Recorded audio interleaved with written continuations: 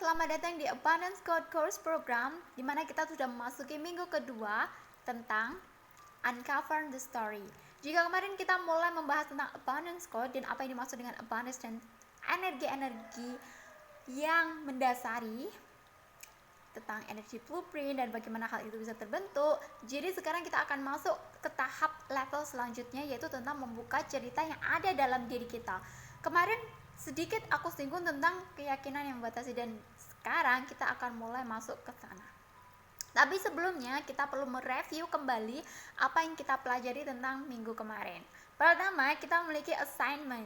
Kemarin aku ngasih assignment tentang apa konsepan yang kita miliki tentang seputar uang, kekayaan, kemakmuran, dan kesuksesan. Dimana ketika kalian mengerjakannya dan benar-benar menjelaskan, mendefinisikan, mencoba untuk membuat hidup konsep yang kalian miliki, yang kalian simpan dalam diri kalian, akan membantu kalian untuk mengerjakan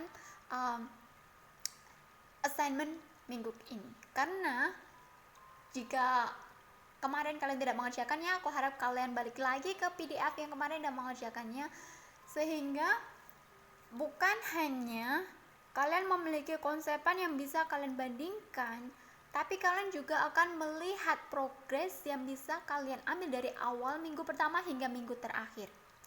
Jadi karena itu, aku ingin kalian terus melakukan apa yang memang seharusnya dilakukan di sini, dan jangan lupa untuk memberikan testimoni di akhir. Oke, kemarin aku juga menjelaskan tentang energy blueprint, kode yang kita miliki, bahwa masing-masing dari kita memiliki energi yang berbeda. Karena aku percaya bahwa tiap energi memiliki informasi, dan akan mudah jika kita melihat semuanya itu dari perspektif energi, karena memang energi adalah semua hal yang ada di dunia ini. Oke, nanti aku bahas selanjutnya. Hanya saja kemarin aku juga menceritakan bahwa kenapa kita bisa memiliki kode energi yang berbeda pada masing-masing orang. Hal itu dikarenakan karena pengkondisian, pemrograman yang kita miliki dari awal hingga akhir itu berbeda. Karena semua terbentuk bukan hanya dari masa kecil, tapi seiring juga pertumbuhan kita mengambil dari berbagai hal dan mengumpulkannya. Jika aku bisa menyebutnya sebagai kode hidup kita. Oke, jika terlalu banyak kode, jangan terlalu khawatir, kalian bisa hanya mendengarkannya untuk sementara. Kemudian, jika kita ingin membuat hidup kita berlimpah, abundance, kita harus menjadi terlebih dahulu. Ingat, untuk mendapatkan apa yang kita inginkan, kita harus menjadi terlebih dahulu. Karena ketika kita menjadi, kita bisa memiliki apa yang kita inginkan. Energi serupa menarik energi serupa. Jika kita menjadi bahagia, kita akan mendapatkan kebahagiaan itu lebih. Kita akan bisa menarik kebahagiaan itu. Begitu juga dengan abundance. Kita harus mengerti tentang energi abundance. Kita harus menjadi energi tersebut. Kita harus memiliki semuanya sebelum kita bisa mendapatkan semuanya. Aku tahu hal ini adalah keterbalikan dari apa yang sering kita ajarkan, apa yang sering diajarkan oleh kita. Jadi hal ini memang yang aku temukan alternatif baru ketika kita tidak bisa mendapatkan apa yang kita inginkan, ketika kita sudah capek, ketika kita sudah mulai depresi, frustasi, bahwa cara yang kemarin ketika kita diajari untuk mengejar sesuatu, untuk mendapatkan sesuatu, tidak lagi bekerja. Karena ketika kita mengejar dan mendapatkan sesuatu, meskipun kita sudah mendapatkan sesuatu itu, kita tidak bisa memiliki apa yang sebenarnya kita inginkan.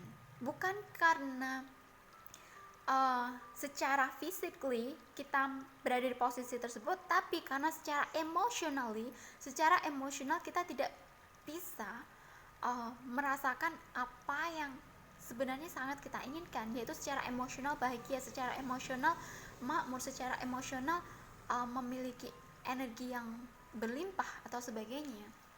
Hal itu terjadi karena kita tidak memiliki hal itu pada awal, kita tidak memiliki hal itu di tahap pertama, kita tidak menjadi.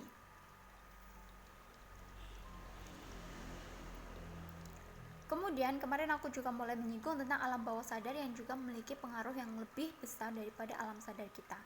Dan jika kita membuat alam bawah sadar kita itu sebagai musuh, kita pasti akan kalah. Jadi bagaimana caranya kita bisa berkompromi, kita bisa bernegosiasi, atau bahkan kita bisa didukung 100% oleh alam bawah sadar kita. Karena jika kita didukung oleh alam bawah sadar kita, tiba-tiba kita menjadi roket. Kita memiliki kekuatan yang aku nggak tahu gimana menyebutnya, tapi tiba-tiba kita tidak bisa dihentikan. Karena memang satu-satunya orang yang menghentikan kita untuk mendapatkan apapun yang kita inginkan dan menjadi apapun yang kita ingin adalah diri kita sendiri. Semua masalah di dunia ini terjadi karena cara pandang kita melihat masalah itu adalah masalah itu untuk melemahkan kita. Tapi ketika kita mengubah persepsi bahwa masalah itu adalah untuk membuat kita lebih kuat, lebih bijak, lebih bahaya, dan memiliki banyak makna yang bisa kita pelajari, masalah itu tidak lagi menjadi masalah, tapi masalah itu menjadi teman untuk membuat kita menjadi orang yang kita inginkan dan mendapatkan kita apapun yang kita inginkan. Jadi itu tadi, kita balik lagi ke persepsi apa yang kalian miliki tentang uang, persepsi apa yang kalian miliki tentang hidup, persepsi apa yang kalian miliki tentang kekayaan, kemakmuran. Kita perlu menggali lebih dalam semua hal itu dan kemudian membandingkannya, apakah hal ini selaras dengan apa yang ingin aku ciptakan, apakah hal ini bisa mendukung apa yang aku inginkan atau tidak. Jika tidak, kita bisa menggantikannya. Tapi jika hal itu masih selaras, kita bisa tetap menggunakannya. Istilahnya kita seperti membersihkan tempat lemari pakaian. Anggap saja lemari pakaian. Jika selama bertahun-tahun kita tidak pernah melihat apa yang ada dalam lemari pakaian kita, tentu saja akan banyak pakaian-pakaian yang sudah tidak lagi bisa kita pakai, mungkin karena kekecilan, atau mungkin karena sudah usang, atau mungkin karena sudah ketinggalan zaman dan sebagainya. Hal itu juga berlaku pada keyakinan-keyakinan yang kita miliki, persepsi-persepsi yang kita miliki. Kita perlu secara rutin untuk terus mengecek ulang apakah ini mendukung apa yang ingin aku ciptakan atau tidak.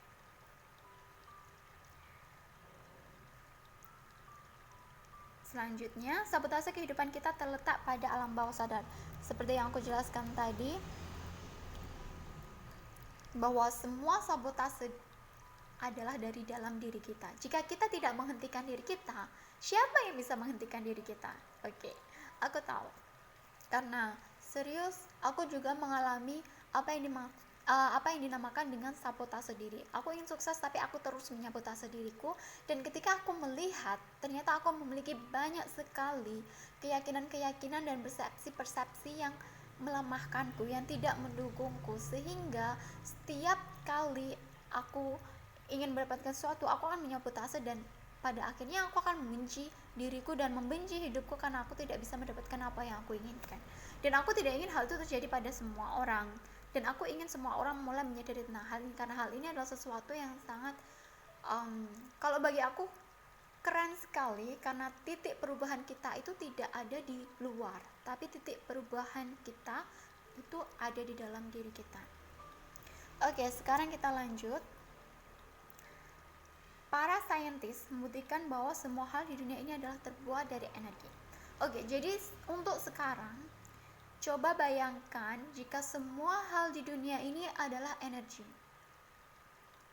Bayangkan bahwa saat ini kita hidup di momen ini, di mana kita telah membuka alam kemungkinan bahwa semua masa depan, semua bentuk masa depan adalah mungkin pada saat ini, karena memang hanya pada masa ini adalah yang paling utama, hanya masa ini yang eksis, hanya masa ini yang bisa kita gunakan sebagai pijakan kemana kita akan pergi, kemana apa yang ingin kita ciptakan di masa depan. Karena semua kemungkinan di hadapan kita di masa depan itu semuanya adalah mungkin.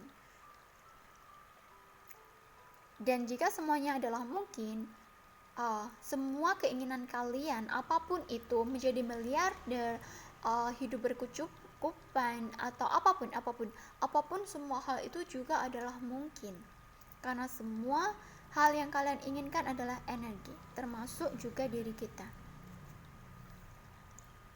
Jika kalian ingin melihat referensi, kalian bisa mulai mempelajari tentang kuantum fisik, kuantum mekanik dan sebagainya. Sekarang mulai banyak di tapi aku tidak akan membuat hal itu karena aku tidak ingin buat kalian bingung, dan aku akan masih bingung untuk menjelaskannya. Jadi aku akan membuatnya cukup simple.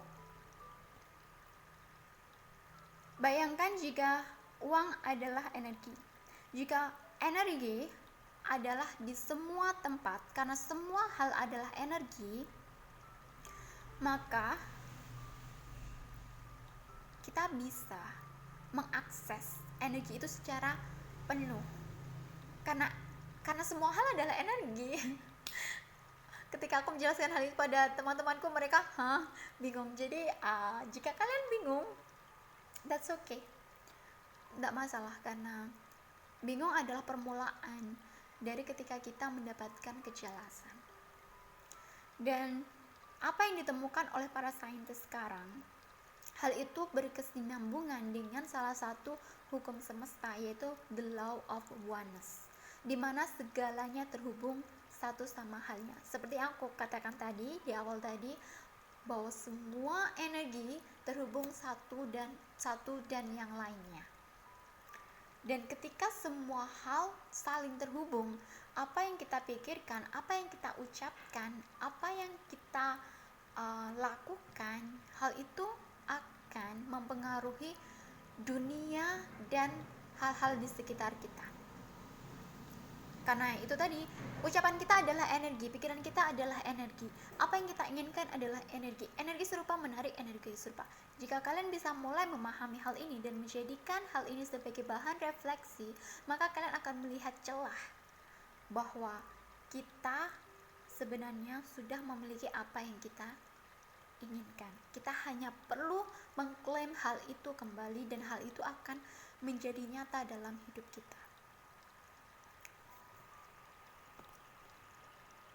Jika pada dasarnya semua yang kita inginkan adalah energi, maka di sini law of attraction akan mulai bekerja, di mana energi sejenis akan menarik energi sejenis. Kenapa aku senang sekali mengatakan hal ini? Karena aku senang sekali mempelajari energi, dan aku pikir energi itu sangat menarik, dan perubahan dalam energi itu adalah sesuatu yang sangat spontan, sangat instan, dan transformational jika aku bisa bilang.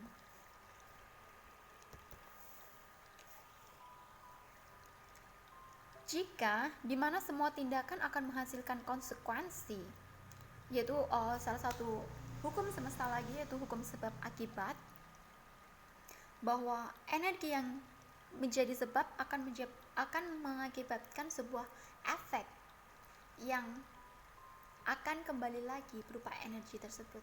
Jadi bisa nggak sih kita bayangkan semacam itu? Aku tahu mungkin akan sedikit membingungkan, tapi kita akan mencoba, dan aku akan mencoba untuk menjelaskannya lebih simpel lagi ya tentang di sini. Karena hukum sebab dan akibat itu menyatakan bahwa ketika satu hal terjadi, maka akan ada hal lainnya yang mengikuti sebagai konsekuensi dari apa yang kita lakukan. Tapi bagaimana jika sebab di sini bukanlah tindakan, tapi tindakan merupakan hasilnya? Yang aku maksud di sini adalah seringkali kita melihat bahwa tindakan adalah proyeksi utama kita untuk mendapatkan konsekuensi di masa depan yang akan terjadi ketika kita melakukan suatu tindakan tertentu, ya. Tapi bagaimana jika tindakan tersebut adalah sudah merupakan akibat dari apa yang terjadi di dalam diri kita? Jadi misalkan seperti ini, jika kalian melihat orang yang kecanduan merokok, apakah hal itu karena dia mengambil tindakan untuk melakukan rokok, maksud aku untuk merokok sehingga dia menjadi kecanduan, atau hal itu karena tindakan tersebut merupakan efek dari program yang ada dalam diri kita? bahwa pada akhirnya efeknya adalah dia menjadi kecanduan merokok. Jadi seperti itu. Di sini aku memiliki pohon transformasi, di mana aku akan menjelaskannya lebih lagi. Karena konsepan seperti ini kita perlu pelan-pelan, dan aku akan mencoba untuk menjelaskannya seperti itu.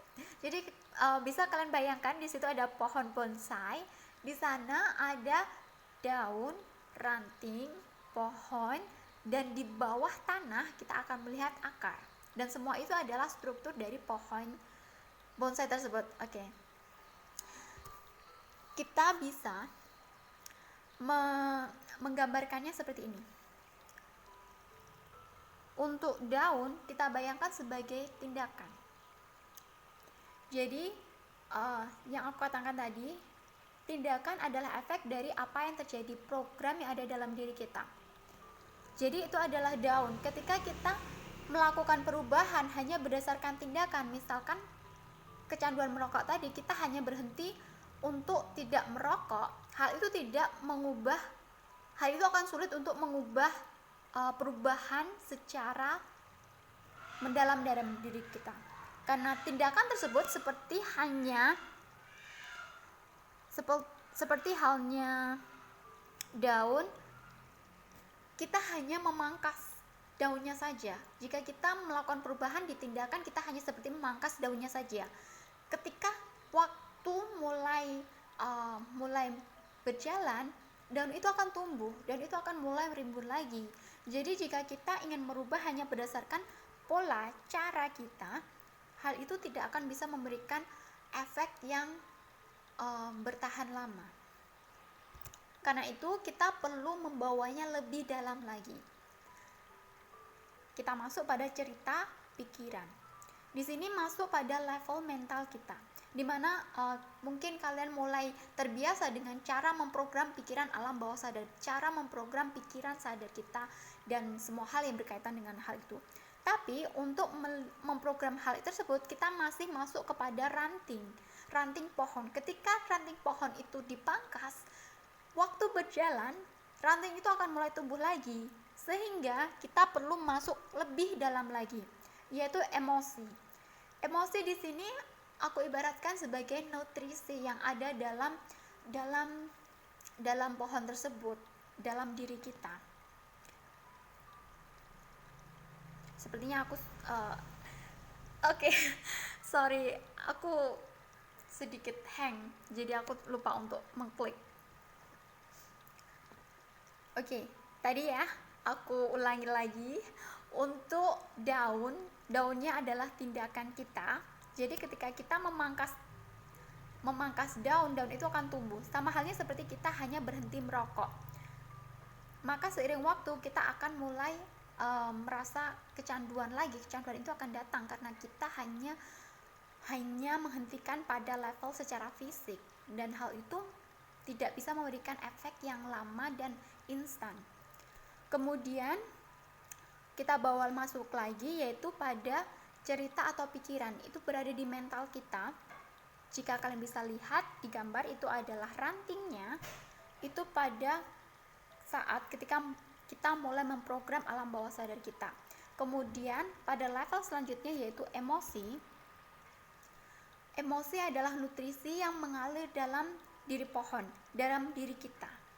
Jadi ketika kita bisa mulai membaca emosi kita, ketika kita bisa menetralisir emosi kita, mengendalikan emosi kita, pada saat itu juga kita mulai bisa menghentikan laju nutrisi yang ada dalam pohon tersebut. Tapi kita juga masih perlu membawanya lebih dalam lagi, yaitu pada level keyakinan. Keyakinan adalah yang ada dalam bawah sadar, tapi hal itu adalah sesuatu yang sudah sangat kita percayai. Bahkan seringnya kita tidak sadar bahwa kita memilikinya. Hal ini yang terkadang menjadi kendala untuk kita untuk memprogram alam bawah sadar kita. Jika kita hanya terus-terusan untuk memprogram, misalkan saja efek positif dari suatu hal yang kita miliki, hal itu tidak akan bisa tidak akan bisa bertahan secara sempurna ketika kita tidak mengambil efek negatif tersebut, efek negatif terlebih dahulu. Oke, kenapa aku jadi sedikit belibet di sini? Aku harap kalian tidak masalah dengan bahasaku yang seperti ini ya. Dan hal ini adalah poin terpentingnya. Dimana kejadian pertama dari awal persepsi atau keyakinan yang kita miliki itu adalah akar masalah, akar dari apa yang ingin kita cabut dan kita ganti dengan hal yang baru. Oke, jadi aku ulangi lagi ya. Tindakan tadi adalah daunnya. Cerita pikiran tadi pada level mental itu adalah rantingnya. Emosi adalah nutrisi yang mengalir dari pohon tersebut. Keyakinan adalah batang utama pohon. Dan kejadian pertama adalah akar masalah yang ada dalam diri kita. Jadi kita perlu menyadari awal kejadian yang membuat kita melakukan apa yang kita lakukan. Oke, jadi contohnya saja seperti ini. Masalah kecanduan rokok tadi ya. Sebenarnya kecanduan rokok, jika kita melihat sampai pada kejadian pertama, hal itu bisa saja terjadi karena ia memiliki kecenderungan untuk mengisi apa yang tidak dimilikinya pada waktu kecil. Jadi jika kita melihat pada kejadian pertama, utamanya hal itu akan membawa kita pada kejadian pada masa kecil kita. Bisa jadi kita tidak mendapatkan cinta, kita tidak mendapatkan perhatian, sehingga kita mencari perhatian itu dari hal-hal di luar kita, pada hal-hal yang kemungkinan besar adalah destruktif, mengacaukan hidup kita. Karena itu kita perlu membuat kesadaran kita sampai pada kejadian pertama, kenapa kita melakukan apa yang kita lakukan. Di sini mungkin prosesnya akan sedikit panjang, tapi aku bisa jamin kalau ini adalah sesuatu yang sangat penting dan benar-benar berharga sekali ketika kita melakukannya, terutama jika kita ingin mengubah suatu kebiasaan yang benar-benar ingin kita rubah secara permanen. Kita perlu melihat ke dalam diri kita seperti tahap-tahap seperti ini. Oke, next. Jadi apa yang akan terjadi ketika kita melakukan semua step by step seperti pohon transformasi tersebut? Pertama, kita akan mengalami perubahan yang signifikan dan transformatif. Karena bukan hanya kita menemukan kenapa kita melakukan apa yang kita lakukan, bukan hanya kita menemukan keyakinan kita miliki, tapi juga karena kita telah mencabut akar masalah dari apa penyebab tentang semua hal yang terjadi dalam hidup kita. Kita menyabutnya. Jadi itu seperti duri dalam daging. Jika kita tidak melepaskan duri itu, maka selamanya kita akan selalu merasa sakit ketika luka tersebut tersentuh. Karena duri itu masih ada di sana, duri itu masih ada dalam diri kita. Karena itu ketika orang sensitif, bisa jadi karena dia memiliki banyak luka di sana. Ada luka batin. Dan aku percaya bahwa kita masing-masing dari kita semua memiliki tanggung jawab untuk menyembuhkan luka tersebut. Oke, selanjutnya adalah pemahaman bahwa yang kita lakukan dan terjadi dalam hidup seringnya merupakan hasil dari pengkondisian. Hal itu seperti yang aku jelaskan tadi. Kita mulai hidup lebih bahagia, bebas, sehat, lebih makmur, dan utamanya bermakna. Karena kita telah melepaskan semua duri yang ada dalam diri kita. Jadi tidak peduli apa yang orang lain katakan, tidak peduli apapun yang terjadi dalam hidup kita, kita akan bisa memproses semua hal itu secara natural, dan kita akan tetap bisa kembali menjadi diri kita, dan bahkan kita bisa menjadi kekuatan untuk orang lain. Karena itu kita perlu melihat lebih dalam pada diri kita tentang apa yang terjadi dalam hidup kita dan kenapa hal itu terjadi. Bukan hanya karena kita ingin menyalahkan orang lain, tapi terlebih lagi pada diri kita, karena satu-satunya orang terpenting dalam hidup kita adalah kita. Jadi kita perlu perhatian tentang masalah ini. Kemudian jika kita sudah melihat tentang akar masalah yang terjadi dalam hidup kita, kita akan mampu merespon hidup dengan pilihan yang kita pilih. Kita tidak lagi bereaksi, kita bisa memilih untuk merespon. Jadi misalkan saja seperti ini, jika suatu waktu biasanya kalian sering marah karena orang mungkin mengejek penampilan, atau orang mungkin mengejek pencapaian kalian.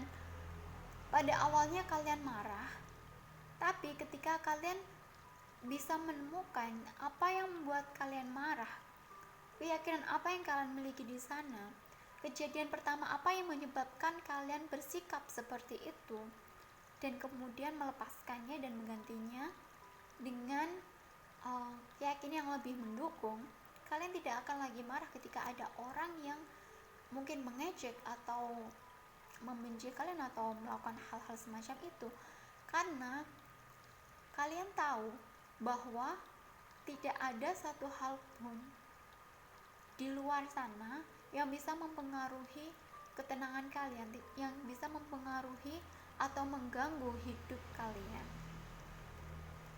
Jadi pada saat itulah kita bisa mendapatkan kebebasan yang kita inginkan.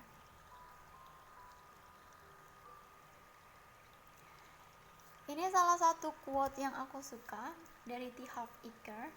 Jika kamu ingin mengubah buahnya, pertama kamu harus mengganti tanamannya. Jika kamu ingin mengubah hasil terlihat, maka kamu harus mau mengubah penyebabnya, hal-hal yang tak terlihat. Hal ini, kata-kata ini aku ambil dari Secrets of Millionaire Mind, dimana kalau kalian menemukan buku itu, mungkin aku bisa rekomendasi kalian untuk membacanya. Dan seperti yang aku jelaskan di awal-awal tadi, quote ini sangat mendukung sekali, karena kita harus paham benar dengan pohon yang kita tanam, dengan benih yang kita tanam. Jika kalian tidak suka dengan buah apel dan kalian menginginkan buah semangka, jadi pastikan kalian menanam benih yang kalian inginkan. Jadi jangan sampai kalian menginginkan buah semangka pada pohon apel atau sebaliknya. Kita harus tahu apa yang kita tanam dalam pikiran kita, sehingga kita bisa mendapatkan hasil sesuai dengan keinginan kita juga. Dan semua itu balik lagi, semua itu ada dalam diri kita. Hal yang terjadi di luar adalah refleksi dari dalam diri kita.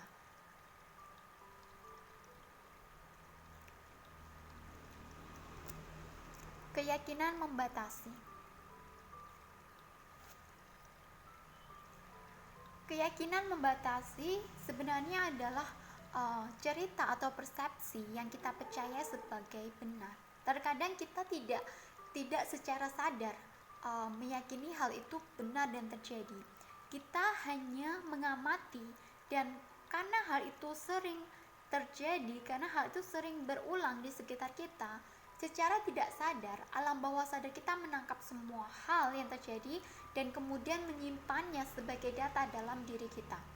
Dan hal itulah yang menyebabkan banyak dari kita melakukan sesuatu atau memiliki keyakinan yang tidak kita sadari kita miliki, karena pada sistemnya hal itu terjadi. Tindakan atau kebiasaan yang setengah mati ingin kita pahami dan rubah. Karena beberapa hal dalam hidup kita tahu bahwa kita memiliki kebiasaan-kebiasaan buruk yang ingin kita rubah, dan hal itu bukan hanya menghalangi kita mewujudkan apa yang kita inginkan, tapi hal itu juga menyabotase semua hal dalam hidup kita.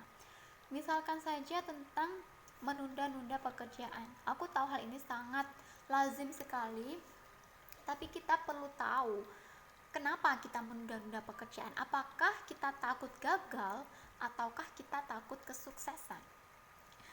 Pada awalnya aku bingung ketika aku mendapatkan bahwa aku takut sukses. Karena kenapa ketika kita sukses kita harus merasa takut?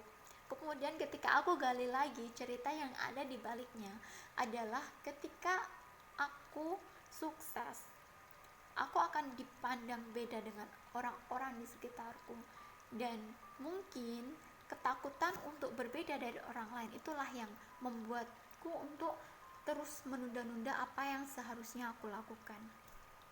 Jadi perlu kita sadari apa yang membuat kita tidak melakukan apa yang kita lakukan. Apakah kita takut gagal atau kita takut sukses? Itu salah satunya, salah satu contohnya. Dan karena keyakinan membatasi itu adalah halangan yang tertanam di alam bawah sadar. Jadi kita perlu melakukan refleksi. Bukan orang lain yang bertanggung jawab untuk melakukan itu semua, tapi diri kita.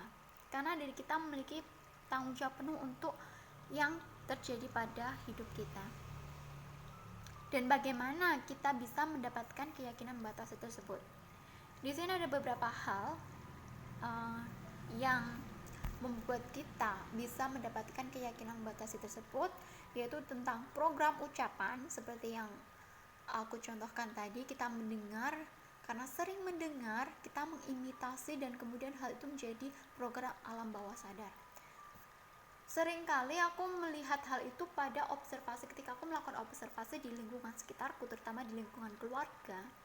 Kenapa aku mengucapkan hal yang sama persis dengan apa yang sering kali ibuku katakan?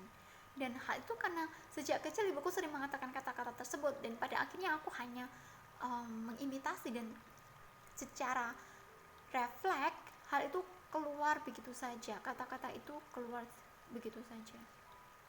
Kemudian bisa juga hal itu terkondisikan dari modeling dari orang-orang yang kita anggap berpengaruh dalam hidup kita anggap penting dalam hidup kita.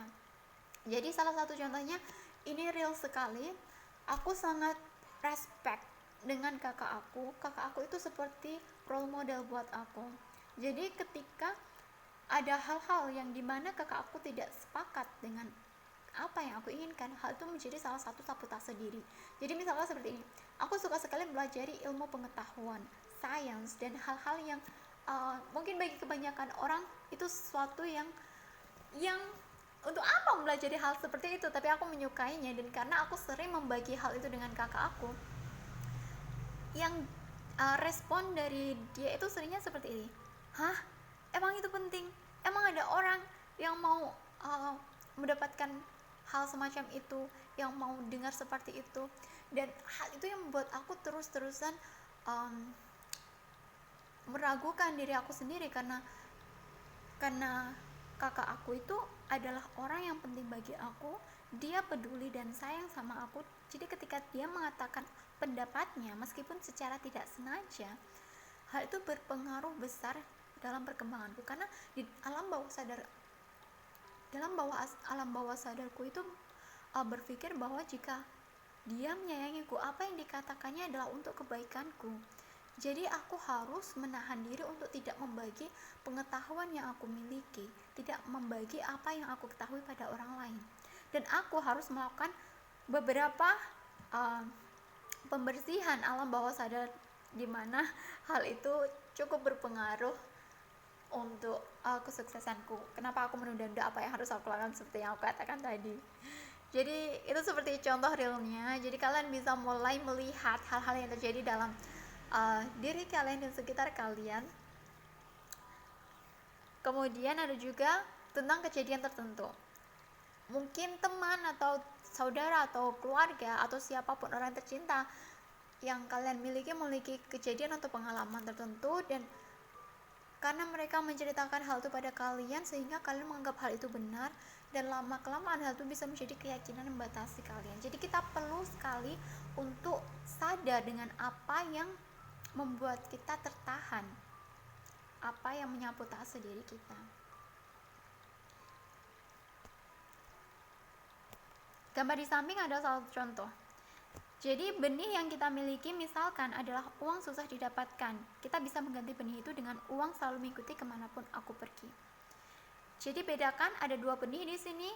Benih mana yang ingin kalian siram dan tanamkan dan kalian lihat hasilnya.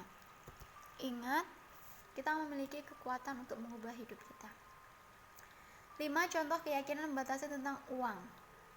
Ini adalah salah satu hal yang sering kali menjadi keyakinan batasi secara umum kita miliki. Kok aneh ya rasanya? Oke, aku nggak tahu kenapa, cuman secara culture seringkali hal ini menjadi salah satu momok yang membuat kita meyakini pada satu hal. Mungkin satu daerah berbeda dengan daerah lain, hanya saja setelah aku melakukan riset, hal ini yang cukup nampak. Jadi salah satu keyakinan batasi tentang uang adalah uang sumber masalah. Hal ini bisa terbentuk karena secara tidak sadar ketika kita melihat orang tua kita bertengkar mengenai uang, kita mengambil kesimpulan bahwa masalah dari mereka itu adalah uang. Jadi kenapa kita seringkali menyabotase diri kita terhadap uang? Hal itu mungkin bisa karena kita menganggap bahwa uang adalah masalah. Jadi bayangkan, otak kita dirancang untuk menjauhi segala hal yang bisa mengakibatkan kita aku rubah katanya. Otak kita dijaga untuk survival, untuk bertahan hidup. Jadi secara otomatis itu akan menghindari masalah atau hal-hal yang berkemungkinan untuk mengancam kehidupan kita. Jadi ketika kita menganggap uang adalah sumber masalah, maka otak kita secara otomatis akan menjauhi uang tersebut karena uang adalah masalah dan kita tidak ingin mendapat masalah, karena jika kita mendapat masalah kemungkinan kehidupan kita akan terancam. Jadi otak secara pintar akan mulai menjauhkan kita dari uang tersebut, padahal secara sadar kita bekerja mati-matian untuk mendapatkan uang. Jadi ini adalah contohnya. Kemudian uang tidak tumbuh di pohon. Ini sering kali nenek aku sering bilang tentang hal ini.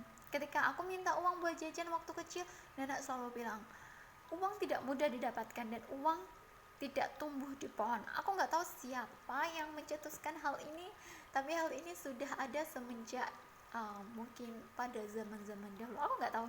Hanya saja ketika aku tanya pada banyak orang, mereka memiliki hal-hal keyakinan semacam ini. Kemudian orang spiritual tidak membutuhkan uang. Ini adalah salah satu konsep yang salah. Aku menyebutnya salah karena aku menganggap diriku adalah salah satu orang yang spiritual, yang aku suka untuk berjalan di jalan spiritual. Dan ketika aku jalan di sini, aku selalu menolak uang karena di sini uang adalah hal yang tidak dibutuhkan ketika kita ingin melakukannya sebagai bentuk charity itu kita ingin dermawan, kita ingin berbagi.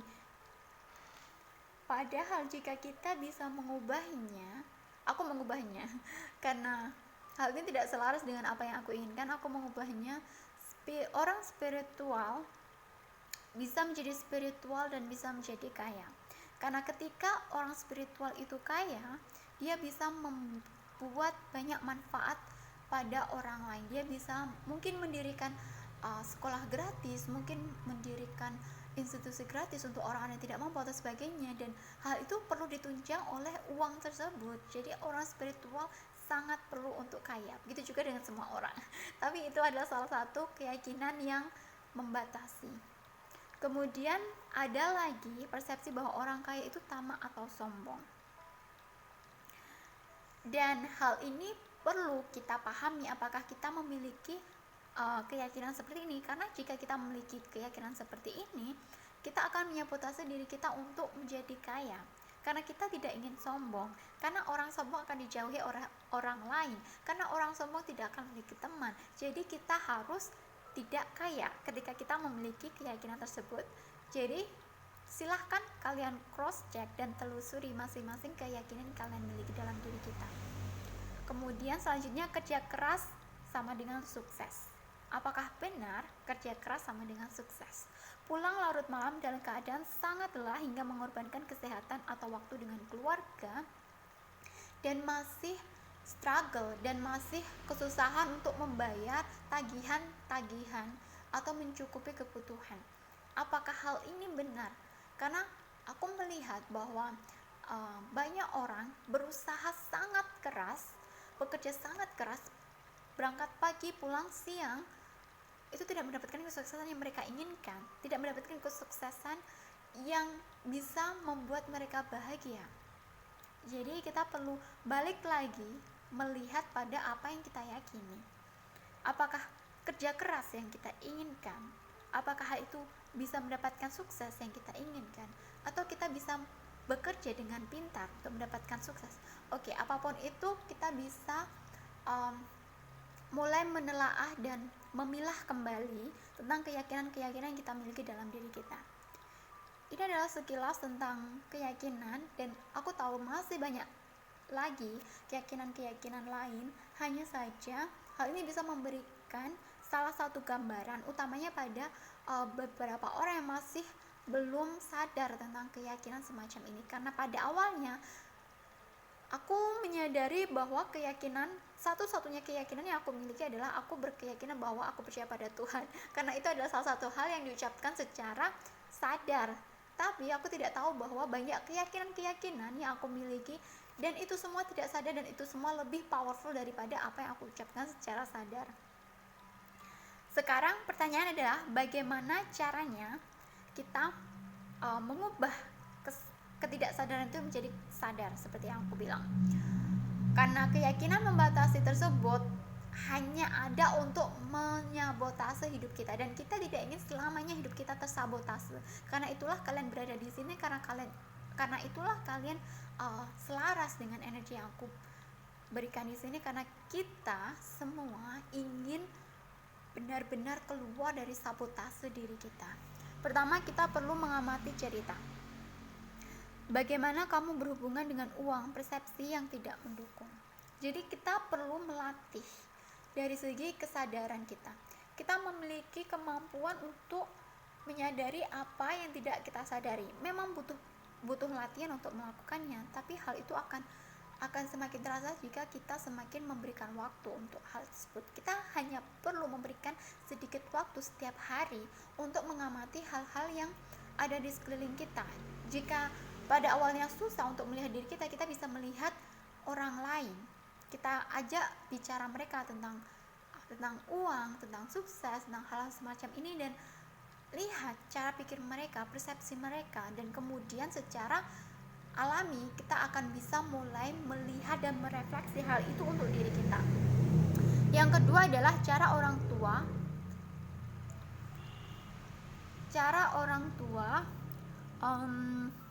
Oke, sepertinya aku salah tulis di sini. Oke, nggak masalah ya. Cara orang tua untuk berhubungan dengan uang atau kekayaan. Jadi pertimbangkan bagaimana mereka memperlakukan uang. Apakah mereka menganggap uang itu susah didapatkan atau mudah didapatkan? Apakah mereka menganggap bahwa uang itu adalah sumber masalah atau justru sumber kebahagiaan? Lihat bagaimana perilaku mereka, apa yang mereka katakan semacam itu, dan apakah kalian juga mengadopsi hal itu. Ingat, di sini kita hanya perlu refleksi diri sendiri. Aku tahu itu adalah salah satu tantangan, tapi aku yakin ketika kita memiliki niat, semesta akan mendukung. Kemudian catat dan lihat efeknya. Lihat pengaruhnya, apakah hal ini mendukung atau menghambat. Nanti aku akan kasih di akhir bahwa akan ada PDF tentang keyakinan. Kalian bisa tulis sebanyak-banyaknya keyakinan yang kalian miliki, dan kemudian kalian lihat apakah keyakinan ini mendukung kalian atau tidak. Jika mendukung, kalian bisa tetap pakai, jika tidak, kalian bisa buang. Sama halnya seperti lemari pakaian tersebut. Jika pakaian itu masih bisa kalian pakai dan masih bagus dan kalian ingin memakainya, kalian pakai. Tapi jika tidak, kalian perlu membuangnya dan membersihkan lemari kalian agar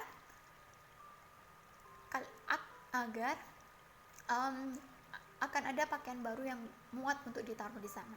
Karena sama halnya seperti lemari, sama halnya dengan tangan kita, sama halnya dengan alam bawah sadar kita. Jika terlalu banyak data yang disimpan di sana, akan sulit bagi kita untuk menggantikan keyakinan lama dengan keyakinan baru ketika keyakinan lama itu tidak kita ambil dan kita ganti dengan keyakinan baru. Jika kita terus menumpuk keyakinan-keyakinan lama dengan keyakinan-keyakinan baru, hal itu akan membuat kita untuk lebih lama dalam memprogram alam bawah sadar kita. Karena itu aku juga sering bilang bahwa afirmasi itu penting dan itu bisa bekerja secara maksimal dan efektif ketika kita mencabut akar masalah dari keyakinan yang kita miliki tersebut. Karena itu jika kita hanya mengafirmasi, hal itu bisa bekerja, tapi hal itu mungkin akan membutuhkan lebih banyak waktu lagi. Karena repetisi yang kita lakukan harus terus menerus dan itu akan memakan banyak waktu, dan ketika banyak waktu dibutuhkan, keinginan kita akan lebih lama untuk terjadi dalam hidup kita. Jadi ini adalah salah satu cara transformatif yang mungkin bisa kalian aplikasikan dalam hidup kalian. Oke, sekarang kita masuk pada afirmasi. Aku sangat menyukai afirmasi, dan afirmasi itu penting sekali. Afirmasi seperti ketika kita menyiram tanaman kita dengan air atau memupuk tanaman kita. Jadi bayangkan kalian telah memiliki salah satu keyakinan baru yang kalian tanam pada pohon yang sudah kalian cabut pada keyakinan awal tadi ya. Dan kemudian benih itu akan membutuhkan waktu untuk tumbuh, dan afirmasi akan membantu benih itu untuk tumbuh dengan subur. Di sini aku memiliki afirmasi, kalian bisa mengikuti bersamaku. Aku menyukai uang. Uang bisa memberikanku kebebasan dan berbagai pilihan. Hal itulah yang membuatku mencintai hidupku, karena aku memiliki kebebasan dan banyak pilihan. Terkadang sulit bagi kita untuk mengatakan bahwa aku menyukai uang. Ketika aku mengatakan itu pada awalnya, ketika aku mengatakan bahwa aku menyukai uang, dalam pikiranku itu akan ada semacam tolakan di sana, resisten. Ada suara-suara pikiran yang mengatakan bahwa oke, kamu menyukai uang, kamu materialistis. Dan orang materialistis tidak akan disukai banyak orang. Dan hal itulah salah satu sabotase diri. Jadi itu adalah salah satu keyakinan yang harus aku temukan. Jadi ini tips lagi ya, untuk menemukan keyakinan yang kalian miliki, kalian bisa mengatakan sebaliknya. Ketika kalian mengatakan afirmasi dan ada pikiran muncul dan itu bertentangan dengan afirmasi yang kalian lakukan, maka itu adalah keyakinan membatasi yang kalian miliki. Oke, sekarang kita sampai pada assignment. Di sini kalian bisa mendownload PDF cerita uang dan mengerjakan tugas di sana untuk merefleksi diri kalian lebih dalam lagi. Karena aku ingin, dan kalian juga tentunya ingin, untuk membuat transformasi secara mendalam dan bertahan lama, bahkan mungkin bisa selamanya dalam 1 bulan ini. Oke, terima kasih untuk semuanya. Salam cinta dan bahagia dari Mara. Thank you.